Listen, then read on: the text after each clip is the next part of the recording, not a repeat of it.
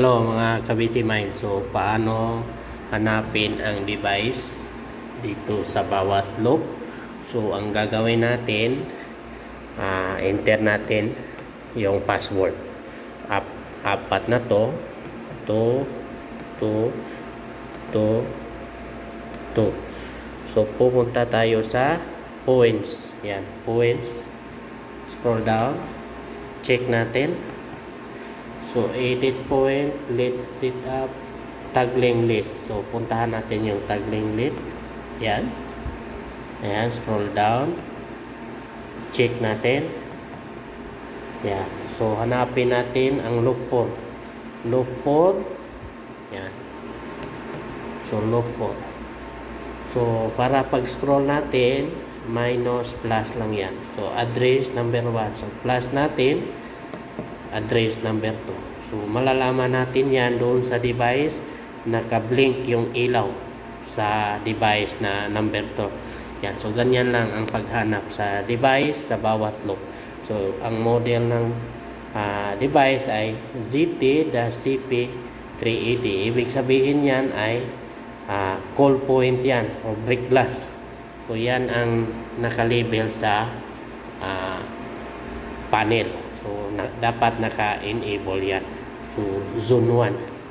So, pag-scroll up natin, yan, plus. So, number 3 na naman ang umiilaw ngayon. So, ibalik natin, minus, number 2. So, hanggang sa masundan natin ang lahat ng mga device na nakakonek sa loop. So, ganyan lang ang hanap sa device kung anong address at saka location ng device na nakakonek sa panel. Pagkatapos, exit lang natin yan. Yan.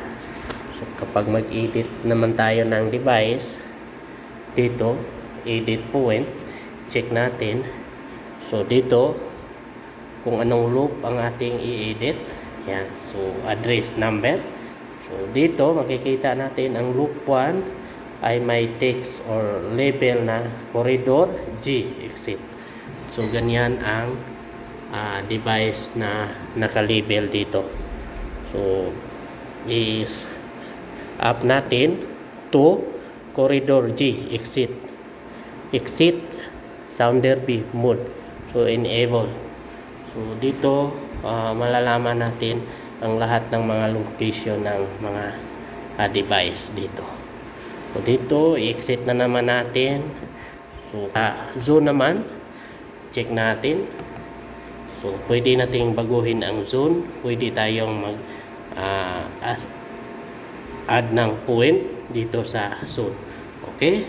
Kung may idea din kayo sa mga fire alarm system, lalo na sa mga addressable, paki-share naman sa comment section. Okay? Bye-bye mga kabisi 9.